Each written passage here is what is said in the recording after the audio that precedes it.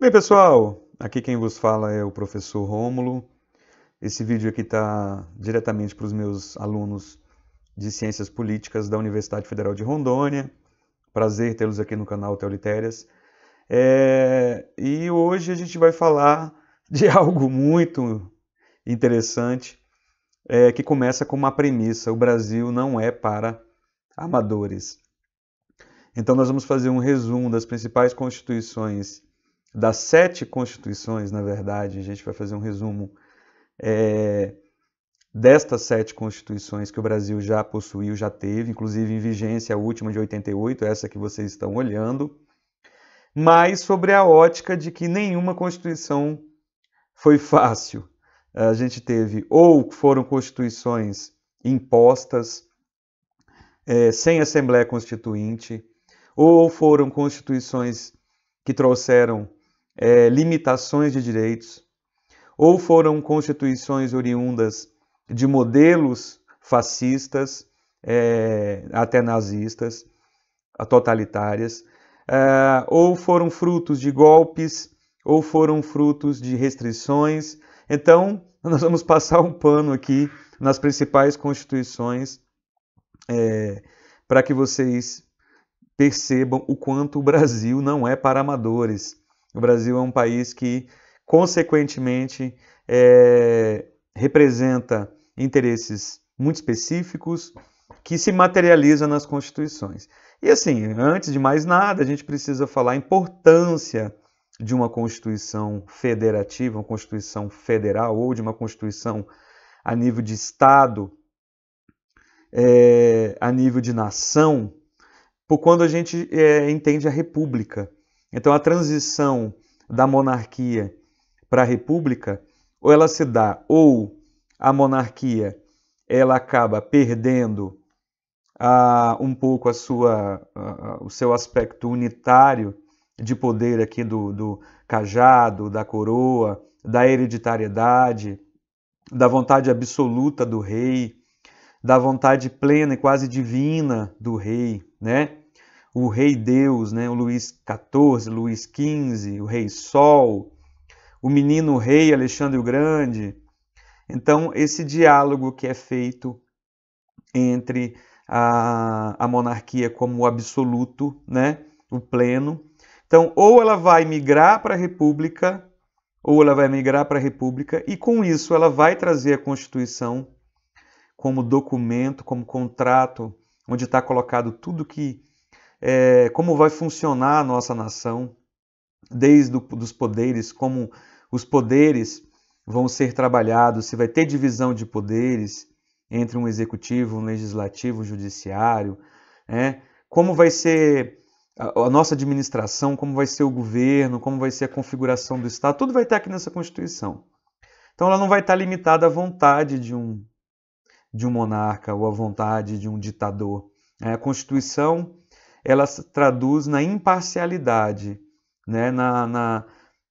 No não individualismo, mas no coletivo, no conceito de público, de repúblico, que vem um pouquinho dado do Império Romano. Então, é importante estudarmos as constituições brasileiras, né? Sobre a ótica dos seus tropeços, acertos, trupicões, né? Golpes, ameaças de golpes, e censuras ou não censuras. Então, tudo que foi constituído no Brasil, a gente vai dar uma olhadinha. E a primeira, e eu acho que o primeiro momento para a gente entender isso, é a primeira Constituição brasileira, que é a primeira Constituição que foi imposta, né, por Dom Pedro II. Então, essa Constituição, ela é de 1800. Vou pegar aqui o site do próprio Senado. Ela é de 1824, então é uma Constituição onde o Brasil era o Brasil Império. Então ela foi imposta pelo Dom Pedro I, porque primeiro ele dissolveu a Assembleia Constituinte. Então, nós que estudamos o direito, a gente sabe que uma Constituição ela tem que nascer basicamente de uma Assembleia Constituinte, ou seja, tem que nascer da representação de deputados, de senadores, de um parlamento representativo, né? Principalmente se a gente quer ela com o espírito mais representativo possível. Mas o Dom Pedro I ele já dissolveu essa Assembleia Constituinte de 23 e ele trouxe o seu próprio projeto. E nesse projeto, ele data de 25 de março de 1824, ela tem 179 artigos, e como eu já repeti, ela foi uma imposição do imperador. Eu estou aqui no próprio site do Senado, não quero pegar nem informações de um lado ou de outro, vou pegar as informações institucionais. Aí a gente vem aqui no caminho que a gente está trabalhando de erros e acertos, de contenção de liberdades, limitações ou ampliação. Então, nessa esteira, a gente vê que é uma Constituição disfórica, é uma Constituição que limita. Então, ela traz duas coisas que eu acho muito importantes para a gente que está estudando ciência política. Ela vai criar o poder moderador, ou seja, ela vai colocar o monarca acima dos poderes executivo, legislativo e judiciário. Então, depois a gente vai aprofundar essa questão do poder moderador, onde a gente teria uma espécie de chefe de governo, um primeiro-ministro, na verdade, uma espécie de chefe de governo. A gente já teve, por exemplo, o Conde de Ouro Preto, né?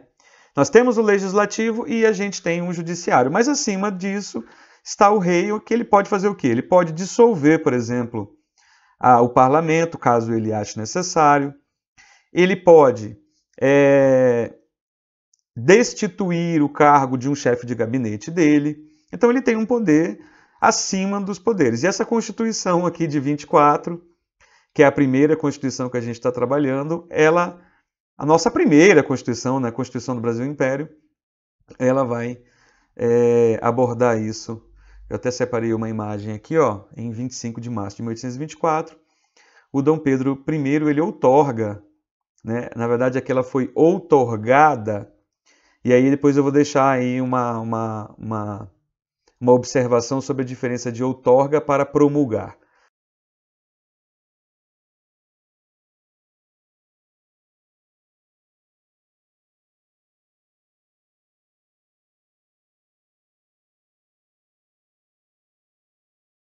Tá? A gente vai dar essa observação no final do vídeo, vamos trabalhar com isso aqui. E essa aqui é a Constituição Política, né, do Império do Brasil. Ela tem os 179 artigos e vai tratar um pouquinho de como vai ser o nosso sistema político aqui dentro. E aí a gente já fala do sistema político a respeito da democracia. Que tipo de democracia essa Constituição vai trazer para você? Então você está estudando aí esse quesito democracia, como funciona esse sistema político democrático. É importante para você anotar aí no seu caderno que esse é um ponto determinante, tá? As eleições, elas são indiretas e censitárias. O que é isso? O que elas são eleições indiretas? Então, ela não vai ser todo mundo que vai votar. Ela vai votar. Quem vai votar é algumas pessoas escolhidas. Há eleições indiretas parlamentares, que são o parlamento que elege o presidente ou o imperador que seja, primeiro-ministro. É o parlamento que elege, ou ela se estende um pouco para a população, mas limitando, que é o caso da censitária. O que é censitária? O voto, ele é só para homens livres, então a gente não podia ter voto dos escravos, e os proprietários de terra. Então quem era arrendatário, quem era funcionário não podia votar. Então é nitidamente um sistema que não é democrático, é um sistema que ele é da elite, é um grupo pequeno que vai dominar. E é uma quantia financeira que você tem que receber para poder votar. Na época foi fixado uma quantia líquida de 100 mil réis, né? Por bens de raiz, indústria, comércio ou empregos. Então a gente vê que é o poder, quase uma aristocracia aristotélica, né? Mas não por conhecimento, por poder de compra, por poder financeiro. Então é muito interessante o voto censitário. Então é uma Constituição não totalmente democrática, não plenamente democrática, parcialmente. Acata o voto, acata a representação, mas altamente limitado à elite. E institui um outro ponto que aí vocês podem anotar, e muito importante, é o poder moderador. Essa Constituição ela aí sobreviveu por 65 anos. Então é a maior e mais longeva Constituição da história do país. Bem, como eu digo, a história do Brasil não é uma história para amadores, e aí a gente tem vários problemas políticos, principalmente um dos problemas políticos e econômicos foi a Lei das Terras, depois a libertação dos escravos, né? Um cataclisma, né?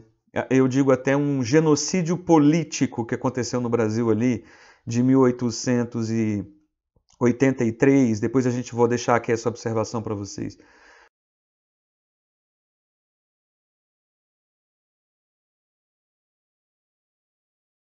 É importante a gente estudar, vou deixar um outro vídeo aí para a gente tratar dessa, que foi a fome, né? A fome, as pessoas que não tinham mais emprego, os escravos que foram expulsos, né? Não tinham mais, que não trabalhavam e também não ganhavam. Então, um cataclisma social que a gente teve no Brasil aí a partir de 1880, que culminou aí numa série de coisas. A gente vai estudar no vídeo à parte. Mas esse cataclisma social, econômico, em 89 ele culminou na Proclamação da República. A Proclamação da República, analisando pelo lado jurídico, foi feito pelo Marechal Deodoro da Fonseca. Basicamente, houve uma ruptura institucional, né? Uma ruptura institucional. Então, quando tem uma ruptura institucional, vocês podem dar o nome que vocês quiserem, mas normalmente as pessoas chamam de golpe. Mas o que é uma ruptura institucional? A gente tem um sistema político funcionando e, de repente, pela força, basicamente sempre a força militar ou a força paramilitar, eu vou interromper esse ciclo. E foi o caso do Marechal Deodoro da Fonseca, que ele proclama a República, né, que é uma tela do Benedito Calixto, pressionando, né, o Dom Pedro II a abandonar e, inclusive, fugir do país de modo melancólico. E essa pressão armada, onde ela interrompe um ciclo de sistema político, fatalmente não é algo muito democrático, né? Não é muito democrático. Então, essa interrupção, trazendo a República, ela vai abandonar a monarquia e vai passar a ter, né, a ideia de uma presidência, no caso do próprio Marechal Deodoro da Fonseca. Então, é legal a gente chamar a atenção para essa questão da Constituição de 1891, porque aqui a gente vai ter, logo após a proclamação da República, logo ali em 15 de novembro, né, de 89, o Marechal Deodoro ele acaba sendo o presidente ali, o governante, né, o chamado governo provisório. Ele acaba sendo o governo provisório e ele tem que rapidamente, ele eliminou aquela Constituição do Imperador de 65 anos que a gente acabou de discutir, essa primeira Constituição aqui, que é a Constituição de 24. Então, quando você rasga uma Constituição, você está interrompendo um ciclo jurídico e criando um novo ciclo jurídico. Nesse caso, ele nomeia uma comissão de 5 pessoas, né, para apresentar esse projeto que vai ser examinado pela futura Assembleia Constituinte. Então, quando a gente fala de uma Constituição, como a Constituição ela demanda de discutir coisas de nível nacional, da soberania nacional, ela vai tratar de coisas muito importantes. Como eu disse, funcionamento político, funcionamento administrativo, funcionamento jurídico. A própria democracia, ali dentro da Constituição, é que vai estar determinado como é a democracia, que tipo de voto, que tipo de representatividade, né? Então, ela tem que ser feita, uma Constituição ela tem que ser elaborada por uma Assembleia Constituinte, muito bem representada. E, na verdade, não foi exatamente assim, né? Esse processo de construção dessa Constituição teve os seus problemas, mas em 24 de fevereiro de 1891, a gente, né, tivemos aí, foi promulgada, né, a nossa Constituição, chamada Constituição Republicana, a nossa primeira Constituição Republicana. E tem alguns pontos bem legais aqui que o texto aborda, que ela vai vir com o espírito da Constituição Americana. Qual que é o espírito da Constituição Americana lá de 1770? É a separação dos poderes, a independência dos poderes entre o executivo, o legislativo e o judiciário. Isso é muito bom, porque é Montesquieu aí, né? A gente separando os poderes para ter equilíbrio. Começa um voto do ponto de vista da democracia, para a gente anotar aí. Ó, professor, então essa Constituição republicana deu uma melhorada. Deu uma melhoradinha, digamos que o papel melhorou. Melhorou, gente. Bacana. O papel sim trouxe algumas melhorias. Por exemplo, o sufrágio, o voto, ele tem menos restrições, por exemplo, censitárias, de dinheiro, né? De dinheiro. Mas ainda a mulher não vota, mendigos e analfabetos também não votam. Então ainda tem muita restrição, ela não alcança toda a população brasileira. Um outro ponto que eu chamo a atenção aqui é a separação entre a igreja e o Estado laico, né? Que ele é trazido à baila aqui nessa Constituição, que retira da religião católica o status de religião oficial. Tá? Traz o habeas corpus, né? Deixa eu só grifar aqui para vocês, para ser didático aqui. Ó. Então a religião católica ela deixa de ser a religião oficial e a gente tem a instituição do habeas corpus, né? Uma garantia que hoje é muito comum, né? Constitucional, da sua liberdade de ir e vir, se você não ser aprisionado sem um devido processo legal, respeitando as suas garantias. Tá? Então assim, do ponto de vista, a Constituição de 1891, né? A Constituição de 1891, que veio, claro, que a reboque da Proclamação da República, que, é claro, foi uma força, né? Teve força aí de disruptura, né? Ruptura institucional. Essa Constituição, ela traz um avanço? Sim. Sim, o espírito da época era um espírito empresarial, um pouco liberal, que era o que a Inglaterra vivia, que era o que a Europa vivia, os Estados Unidos viviam bem antes. Então a gente trouxe. Mas tem algumas questões interessantes, por exemplo, que não está aqui no texto. A federação, o federalismo, a república federativa, a gente sabe que a federação é valorizar os Estados-membros, dando a eles certa independência. Não aconteceu no Brasil. O poder ficou muito centralizado no Marechal Deodoro. Ele logo foi eleito, depois que proclamou a República, e logo depois que a Constituição de 1891 ela funciona, ele já é eleito pelo voto indireto. Tá? Então, ele é eleito pelo voto indireto, que a gente chama aqui de Primeira República. Tá? Como ele é eleito pelo voto indireto,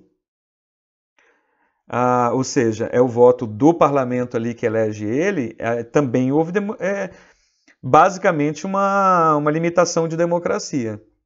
Bem, pessoal, e aí, uma coisa que é muito importante é que essa Constituição aparentemente mais aberta, mais positiva, mas ela esconde por trás algo extremamente limitador do ponto de vista das garantias e dos fundamentais e do ponto de vista da democracia. Porque como foi implementado uma república meio que à força, interrompendo um período não natural, o povo não ficou tão sabendo dessa forma, o Deodoro ele sofreu pressão, o Marechal Deodoro da Fonseca sofreu muita pressão, tá? Muita pressão mesmo, e ele automaticamente, o que ele fez? Ele pediu para sair, né? Ele renunciou em 1891, logo 6 meses depois ele renunciou à presidência, e o Floriano Peixoto, eu vou mostrar uma foto do Floriano Peixoto, o próprio Floriano Peixoto, que é esse aqui, ele vai e assume o poder, né? E obviamente, ele assume um poder com mais ou menos um déspota, né? Então, é marcado o governo do Floriano Peixoto por muita opressão. Então, um exemplo aqui que eu trouxe, que eu resgato aqui de informações bem gerais, bem históricas, né? nada muito específico, comum de se encontrar em qualquer lugar, é que ele, por exemplo, ele baixou um decreto suspendendo por 72 horas garantias constitucionais, né? Então ele decretou um estado de sítio e ordenou a prisão e o exílio em massa, principalmente de políticos e jornalistas, entre ele o próprio José do Patrocínio, que era um jornalista influente na época. Então, assim, a democracia, a aceitação da resistência, a aceitação de oposição não era muita característica do Floriano Peixoto, tanto que ele foi chamado aí do Marechal de Ferro, né? Ele era muito intenso nisso aí. Ó, ele viveu muitas revoltas.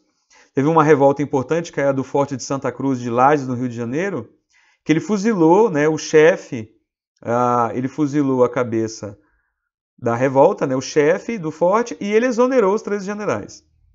Então ele tinha mão de ferro, por quê? Porque ele precisava consolidar a República. A República, ela foi mal consolidada, na verdade ela foi deflagrada, mas ela não foi bem consolidada, né? Ela foi feita à força e acabou que ela precisava aí da aceitação de todo mundo. Mas até isso acontecer, a gente teve, por exemplo, a Revolução Federalista, que depois eu aconselho vocês entenderem por que a cidade, né, Florianópolis ficou com o nome de Floriano, mas assim, é uma história trágica por trás disso aí, que é a Revolução Federalista no Rio Grande do Sul. E a Revolta da Armada, né? A Revolta da Armada, ela foi dois movimentos muito fortes, tentando retornar à monarquia, ou tentando dissuadir aí o próprio Floriano Peixoto. Então ele viveu esses, até 94, ele viveu dessa forma, né? Aqui uma revolta da Armada no Rio de Janeiro. Então não foi fácil para o Floriano, então ele tomou medidas altamente incompatíveis com uma Constituição, até com a própria Constituição que ele tinha. Então era comum ele agir fora das, como diz hoje, né, no jargão popularesco, né, do que a gente escuta na grande mídia e na pequena mídia, as 4 linhas da Constituição. Então ele trabalhou muito fora dessas 4 linhas. E isso você pode ver, por exemplo, uma amostra disso no Triste Fim de Policarpo Quaresma, do Lima Barreto, que retrata um pouco disso. Acho que é emblemático aquele livro para a gente entender assim profundamente esse momento. Então, essa Constituição de 1891, ela pode ter trazido alguns avanços, mas ela foi mal aplicada e mal usada, principalmente por Floriano Peixoto, né? Até 1894, 1891 até 94, o Brasil não andou bem do ponto de vista democrático. Bem, agora a gente vai falar da terceira Constituição, essa Constituição também fruto de altos e baixos. Então já começa a Constituição de 34, que a gente vai chamar de Segunda República, ela já começa também com golpe. Né? Ela já começa com ruptura institucional, né? Sendo rasgada a Constituição anterior, sendo deflagrada, né? Que é já na Revolução de 30, né? Quando Getúlio Vargas, depois vocês vão pesquisar a história desse fato de Getúlio Vargas. O Getúlio Vargas ele assume o poder. Em 32 ele sofre uma pressão muito grande por exigência de uma Constituição que ele não trabalha, nem outorga, nem promulga essa Constituição, né? Ele é pressionado demais, então ele passa quase 4 anos tentando aí, até que ele realiza, né, uma nova Assembleia Constituinte. Tá? Essa Assembleia Constituinte, nós estamos falando da terceira Constituição aqui, ela foi instalada em novembro de 33, e ela é efetivada em 16 de julho de 34. Então é a Constituição de 34. Aqui a gente tem alguma das facetas de Getúlio, né? Que é uma das facetas sociais populistas, de abarcar a base também eleitoral. Então ele traz algumas diretrizes sociais muito fortes, né? Mas sempre, todas as constituições que elas são... quando você tem a oportunidade de promulgar ou de outorgar uma Constituição, né, seja por uma Assembleia Constituinte vendida ou não, você vai tentar turbinar seu poder. Então Getúlio não escapou disso, de tentar dar mais poder ao governo federal. do ponto de vista democrático, a gente começa a dar uma avançada. A gente tem o voto obrigatório e secreto e o voto das mulheres, né? Então a gente tem um avanço democrático. Então, apesar de tudo, as constituições elas vão evoluindo do ponto de vista da democracia. Também trabalha aqui com a criação da justiça eleitoral e da justiça do trabalho. Juridicamente, a gente sabe a importância do Getúlio Vargas para as leis trabalhistas, para a consolidação das leis do trabalho, né, CLT, a jornada de trabalho. Né? É claro que a gente está vivendo ali na década de 30, muitas revoltas trabalhistas, né, tanto na Itália quanto na Alemanha, inclusive que vai eclodir aí problemas sociais e, claro, problemas também legais, né, do ponto de vista das garantias.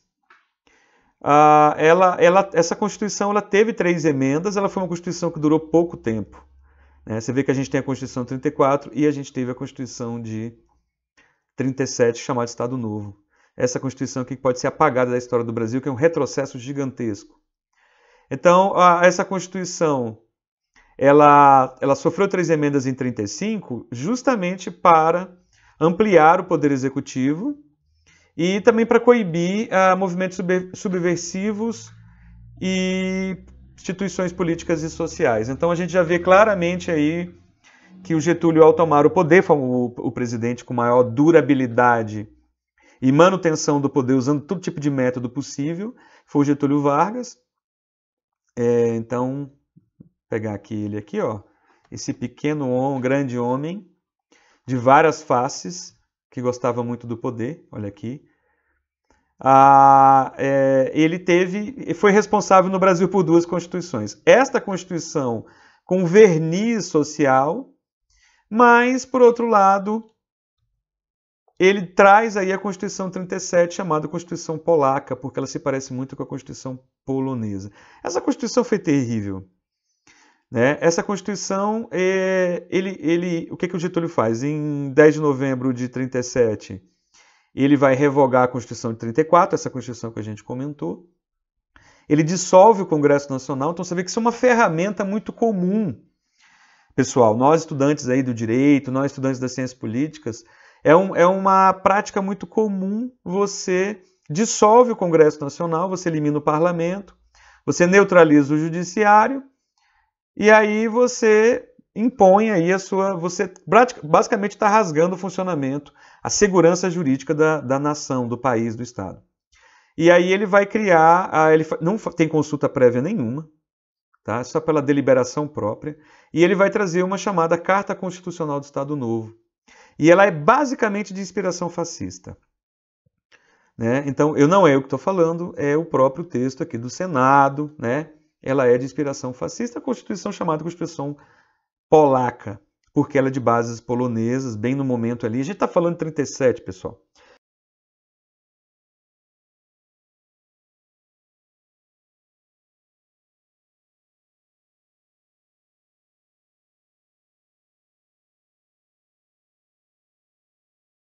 Nós estamos falando do auge do nazismo, fascismo na Europa, né? Onde a gente está escalando o domínio alemão ali, a gente está começando essa escalada até culminar ali na guerra mesmo, que vai acabar em 45. Então a gente está falando no epicentro dessa energia negativa, tá? E aí ele vai... Como que basicamente você faz isso? A regra geral é sempre você suprimir os partidos políticos, você tem que suprimir a oposição, você tem que suprimir os ambientes de debate, né? Você pode suprimir eles ideologicamente, como acontece hoje, e pode suprimir também juridicamente. Né? Você ataca, você elimina a possibilidade de criação de partidos políticos. Então, vou elencar aqui algumas coisas malucas dessa Constituição 37. Essa que merece aí você... Né? A gente está falando de um retrocesso no Brasil em matéria de Constituição. Então, ela vai trazer o quê? A instituição de pena de morte, principalmente para quem era opositor ao governo. Supressão da liberdade partidária, que a gente acabou de falar, e da liberdade de imprensa, óbvio. A liberdade de imprensa sempre é atacada. A gente já sabe disso do regime fascista italiano, do regime nazista alemão, do regime comunista soviético, né? Aqui uma coisa interessante, anulação da independência dos poderes legislativo e judiciário, porque aí você sobrepõe o poder executivo como mais forte. Restrição das prerrogativas do Congresso Nacional, ou seja, a Câmara dos Deputados e o Senado Federal ali. Permissão para suspensão da imunidade parlamentar, né? Então, dá um exemplo para vocês aqui. O deputado federal ele tem imunidade de voto e fala, né? Então, de repente, ele vai estar tecendo crítica a alguém, ele tem imunidade aí de voto e fala. O que acontece? Você tira essa imunidade, você pode, de repente, processar o deputado por injúria ou difamação. Então, isso é uma coisa bem... quando você quebra essa imunidade, você também tira um pouco das ferramentas políticas. Prisão e exílio de opositores do governo, né? E, obviamente, né, gente, estamos falando aqui de uma Constituição ditatorial, né? O que é uma Constituição ditatorial? É uma Constituição que vai usar elementos jurídicos para manter um indivíduo no poder, perpetuar. Então, um mandato de 6 anos e uma eleição indireta a presidente da República. E aí eu trago um questionamento, né, para vocês, se a gente for pensar aqui na Rússia, né, no Putin, a gente está falando de um cara que ele está no poder aí há 24 anos, eleito aparentemente com verniz de democracia, né? Esse funcionamento, né, o funcionamento dessa democracia russa, como que ele funciona, que elementos que estão aí dentro. Então é um tema matemática legal dentro da nossa disciplina de ciências políticas. Aqui o texto do Senado ele vai dizer, ó, derrota dos países do eixo na Segunda Guerra Mundial, o nazifascismo ele entra em crise e o Brasil, é claro, que vai sofrer consequências, né, dessa derrocada. O Getúlio Vargas ele tentou sobreviver e resistir, mas a reação popular foi muito grande. E aí a gente tem as Forças Armadas de novo, a gente está falando de ruptura pela força. Né? Ele, é claro que aí um pouco tendencioso para o bem, né? O Getúlio é afastado, ele tenta entregar o poder, e ele entrega o poder ao presidente, né, do Supremo Tribunal Federal, na época era o José Linhares. Tá?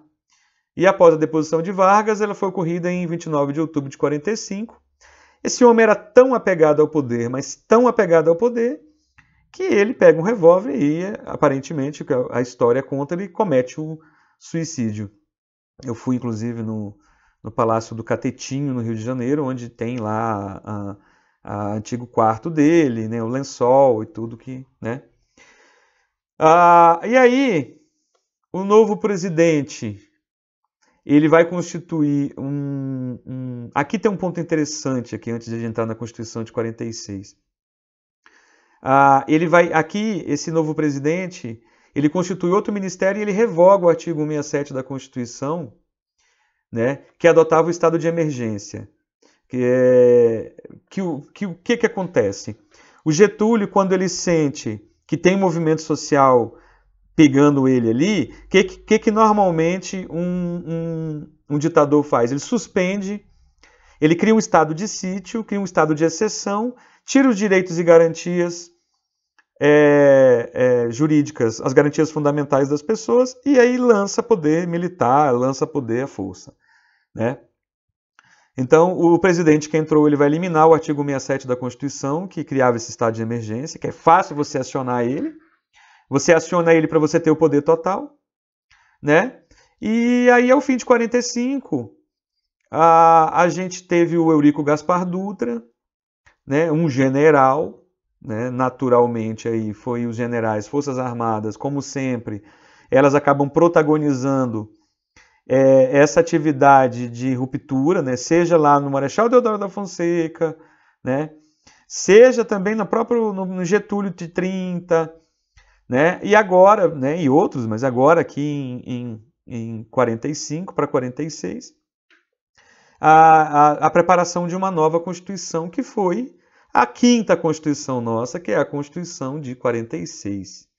Então você vê que as constituições elas vão vindo de acordo com o movimento histórico, econômico, sociopolítico da época.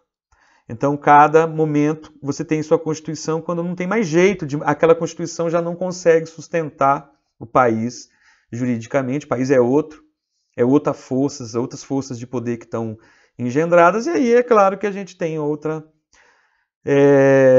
Constituição. Essa Constituição de 46 ela é uma Constituição que ela vai retomar a democracia de 34, que foi muito exigida pela Revolução Constitucionalista, né, paulista principalmente. Ela foi promulgada de forma legal, né, o Congresso ele foi eleito e ele fez uma Assembleia Nacional Constituinte. Então, aqui a gente já está começando. Sai de uma Constituição de 37, totalmente nazi-fascista, e aí a gente evolui agora para uma Assembleia Nacional Constituinte. A gente tem, olha, pontos positivos, nem tudo são tombos, né? A gente tem o restabelecimento dos direitos individuais, nós temos o fim da censura, em 46, né? E da pena de morte. A pena de morte era cômoda para usar como ferramenta para eliminar opositores.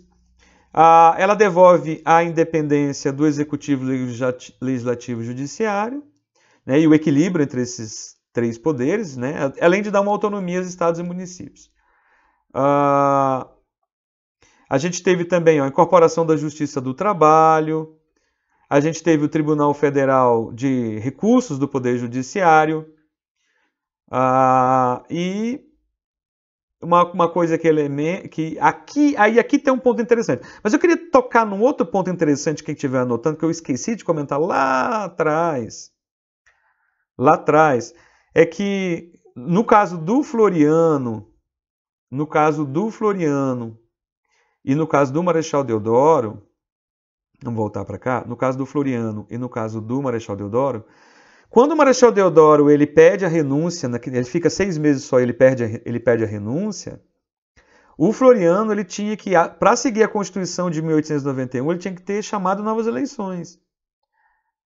Né? Ele tinha que ter chamado novas eleições. E ele não chama novas eleições. Menos de 2 anos ele teria que ter chamado. E aí isso também é que traz um pouco a ira do Exército e da Marinha. Né? Então o Floriano ele acabou não chamando novas eleições, falou, não, vou continuar no poder aqui. Então ele burla o sistema constitucional. Então nem sempre a Constituição ela é seguida à risca. Eu acho que uma das coisas que a gente está vendo aqui, o que é seguido à risca é a força. Né? A força ela é o elemento, né, como sempre, determinante para isso. Tem uma coisa interessante aqui. A Constituição de 46 ela traz algumas emendas, né? E ela teve um chamado ato adicional de 2 de setembro de 61. E ela traz um regime parlamentarista no Brasil. Então, se alguém perguntar, professor, eu perguntar para você, você está estudando direito, ciência política, nós já tivemos o parlamentarismo? Já tivemos o parlamentarismo. Né? Porque a gente teve uma crise político-militar quando o Jânio Quadros renuncia. Então, quando ele renunciou aqui, a gente teve essa crise político-militar. Né? E aí essa emenda ela previu uma consulta popular por meio de plebiscito, ele foi realizado em janeiro de 63, então nós somos parlamento de 61 até 63. E aí o país retoma o regime presidencialista, né? Foi escolhido pela população, né? Restaurando os poderes tradicionais conferidos ao presidente da República. Então a gente vai trabalhar, né, em vídeos, ou talvez não em vídeos do canal, a diferença entre o presidencialismo, o parlamentarismo e o semipresidencialismo, que é uma coisa que está sendo bem utilizada agora. Bem, então a Constituição de 46, vamos dizer que ela retoma as configurações democráticas de 34, pulando um pouco 37, que foi um arroubo do Getúlio para manter o seu poder. Bem, pessoal, e agora a gente vai entrar aqui na Constituição de 67, né, já no regime militar. Então, a gente tem esse ponto polêmico que foi 64, que olhando juridicamente para 64, a gente vê a movimentação militar do golpe, né? A gente tem a sombra da força, quando o Mourão sai lá de Juiz de Fora, vem com o seu o seu batalhão, não sei se é batalhão, mas o seu agrupamento para o Rio, né? Essa pressão que foi colocada no João Goulart é uma pressão de força, né? Mas a entrega do poder, né? Esse acoplamento do poder aí, tanto do nosso parlamento, que é um ponto muito sensível da gente, um apoio popular, Marcha pela Família, né? O povo clamava aí, o povo já estava ali totalmente acalorado pelas discussões estatudinenses, né? Do comunismo, né? Então ele vai trazer esse questionamento. Então tem a Marcha da Família e você tem aí todo um apoio popular e praticamente a transição desse governo democrático. A gente está vindo aí sobre a Constituição de 46, democrático, e do nada ele passa a ser militar, ele passa a ser autoritário.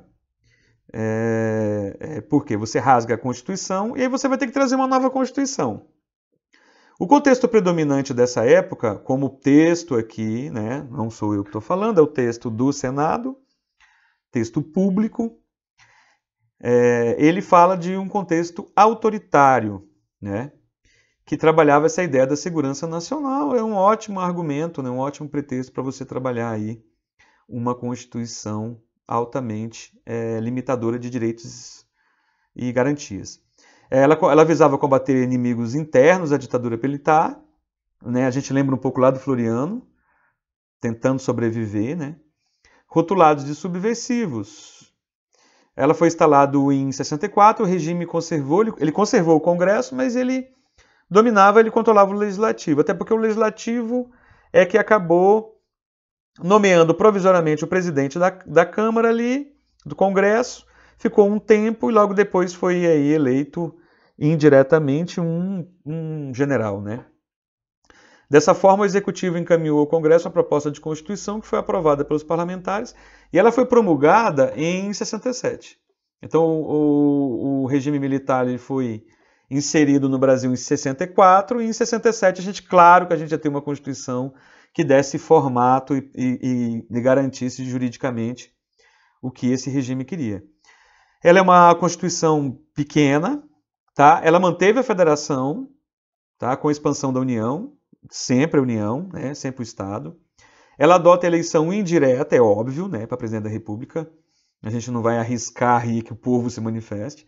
Por meio de um colégio eleitoral formado por integrantes do Congresso e delegados indicados pelas Assembleias Legislativas Estaduais, né? E o Judiciário ele vai liminar poderes dos magistrados, óbvio, né? Evitar problemas aí jurídicos.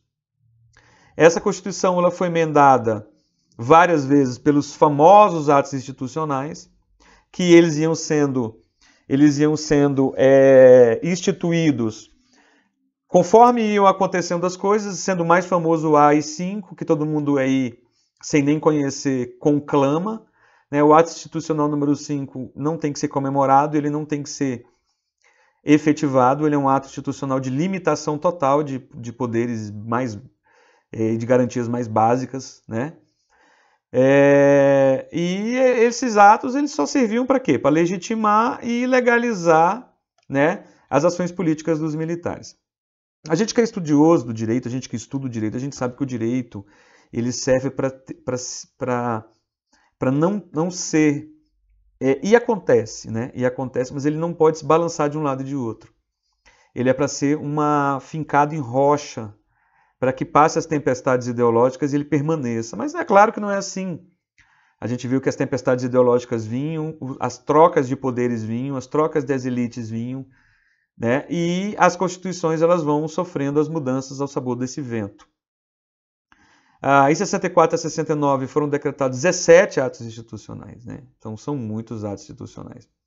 Um deles o AI-5, que eu acabei de mencionar, de 68, que foi feito assim meio às pressas em relação ao próprio 67 na França, em Paris, movimentações populares que destruíram metade ali da cidade. E ele foi um instrumento que deu ao regime poderes absolutos. Então aí aqui a gente tem o sonho de todo ditador, né? Que é o quê? Que é ter poderes absolutos de dominar Fechar o Congresso Nacional, né, que são a oposição, fechou por quase um ano, né, ele deu recesso aí para os senadores, deputados e vereadores, que eles passaram a receber uma parte, né, dos seus subsídios. Entre outras coisas do AI-5, a gente tem suspensão de qualquer reunião de cunho político, né, censura dos meios de comunicação, que aí vai a música, teatro, cinema, então tudo que tratasse, tudo que criticasse o regime, né, ele estaria sendo ilícito.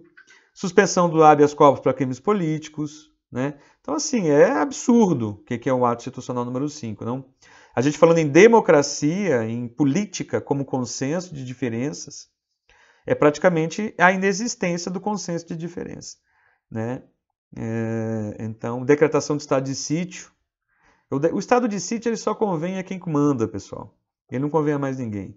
Ele convém a quem manda. Então, quando você decreta o estado de sítio, você elimina todas as garantias. Então, você faz com que, por exemplo, eu possa usar um equipamento teu, o Estado possa usar um equipamento teu sem pagar, eu posso usar a tua casa, teu suprimento sem restituir você. Pode morrer alguém aí depois no toque de recolher às 10 horas e não tem responsabilidade nenhuma. É um inferno. Tá? E a autorização para intervenção em estados e municípios. Era um poder realmente absoluto. Era um poder absoluto. Essa Constituição, então, de 67, parece ali alinhada com a Constituição de 37, né? 30 anos depois, o Brasil sempre vindo, trupicando. Mas aí a gente chega na de 88, e é claro que a de 88, ela é fruto da liberdade política, depois, quando em 84 a gente termina esse regime do regime militar, de uma ditadura militar, porque você tem cerceamento de poderes.